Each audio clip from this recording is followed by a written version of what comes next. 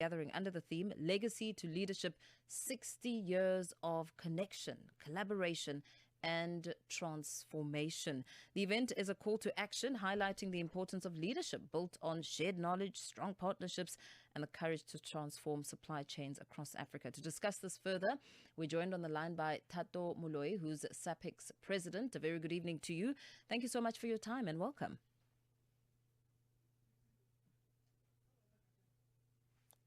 Thato, are you with us? Okay, it looks like Thato cannot hear us at this stage, but of course we are going to be getting a sense of the impact when it comes to supply chains across the continent, because knowing the continent, I mean, looking to strengthen its place on the global logistics map.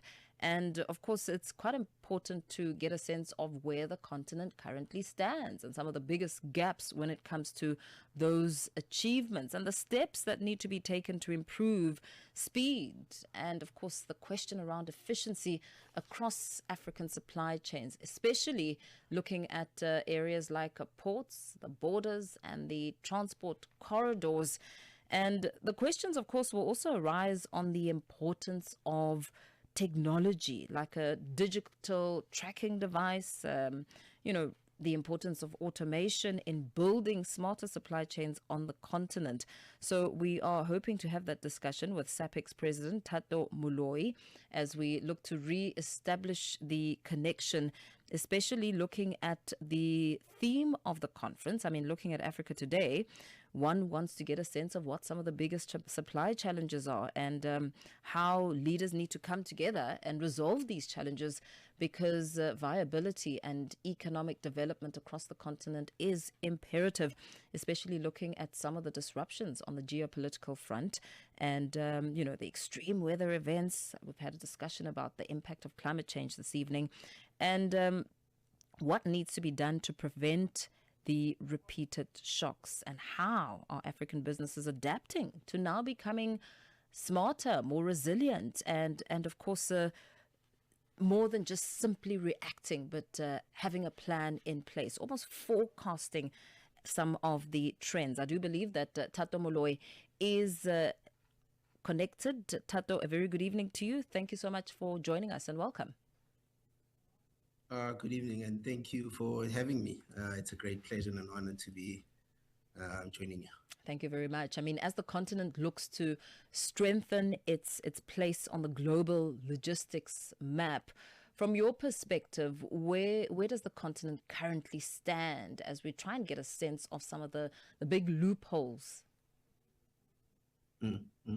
Yeah, I think firstly, I'd like to recognize the fact that there's a lot of positives that we can leverage on as a continent. Number one, we've got a growing population. Our consumer markets are expanding. The story around the natural resources, it's known to all parties. And I think again is strategically positioned as a major global trade route. So I think the issues are mainly around the underperformance of our logistics system, and some markets and trade corridors are progressing well, but the continent still faces fragmented transport networks. There's congestion at ports and borders, limited rail capacity, high logistic costs in some instances, and again, the inconsistency in regulatory processes. I think those are some of the biggest gaps. But look, I think the biggest gap is not necessarily a lack of individual assets.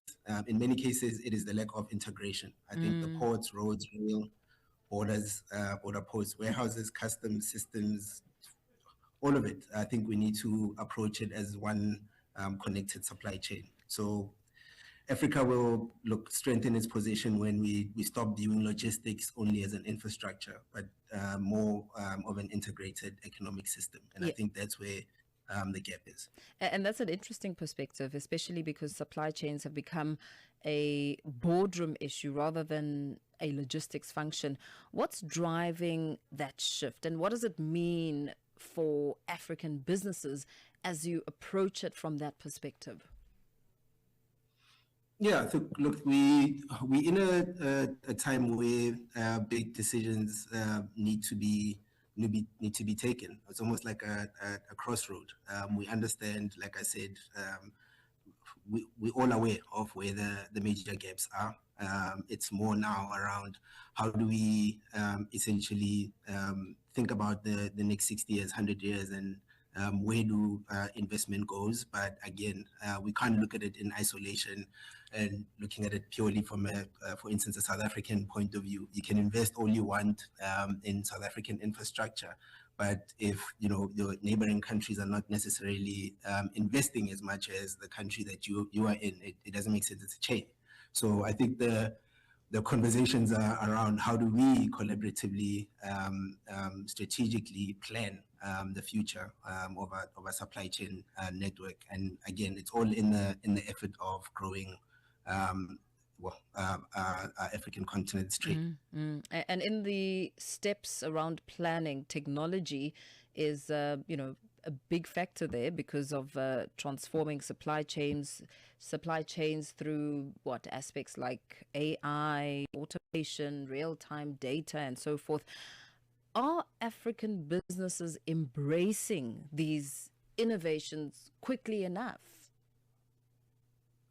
Yeah, look, there's a lot of talk and development around technology in Africa. I mean, I can mention a lot of examples. You look at the big FMCG organization in the retail space. You look at what's happening, the use of technology with applications such as 6060, and I mean the list goes on. You look at what organizations such as Takealot are doing in their space with their warehouses and some of the technology that they're introducing. But technology is critical, but for me, I think technology needs to solve real operational problems. Digital tracking can give business visibility of where your cargo is, where delays are, and developing, and when customers can expect delivery. So that's useful, right? Yeah. Data analytics can improve forecasting, route planning, inventory management. The list goes on. Automation, reduces manual processing errors and unnecessary delays. But technology cannot change and compensate for broken processes. Yeah. That's something that we need to understand. And digitization in itself needs to come with a real understanding of the three components. It's people, it's process, and it's technology. You have to have those three in sync. I mean, we have a lot of conversations where organizations and people are quick to introduce technology, but you leave the people behind. So for me is you have to approach it from with that lens of looking at those three in harmony. And talking about leaving the people behind, there's a growing shortage of supply chain and logistics skills across the continent. What skills will employers be looking for over the next 5 years? With that question, do we have the correct courses? Is there an alignment between reality on the ground and what universities, TVET are offering? Yeah, and I mean, supply chain is broad, right? There's people that are orchestrating the supply chain. There's people that are planning. There's people that are insourcing. There's the actual transforming of goods. There's the warehousing aspect. That's the transportation or the distribution. Then there's the people that are in the space of when conditions change, they then focus on how do we adjust certain decisions that we're making. And if you think about that entire flow, and including reverse logistics, it's a very broad lens that you look at it, and in each of those categories, you have to find the appropriate, and you need to train people with the appropriate skills. Yes, you will always, and the reality is we're competing in a global economy. So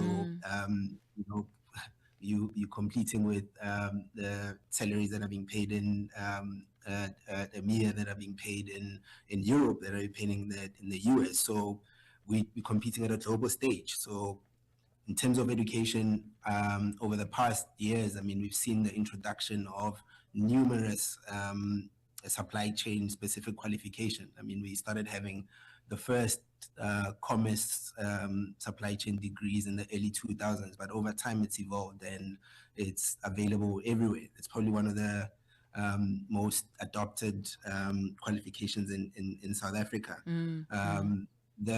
Where I think there's more conversation that needs to be had is between business and the institutions in terms of what specific skills do we need the new generation that's coming into the workplace to have, and we need to shape it, and business needs to give the feedback to the institution. The institutions need to adjust the material to suit the ever-changing environment that businesses are navigating.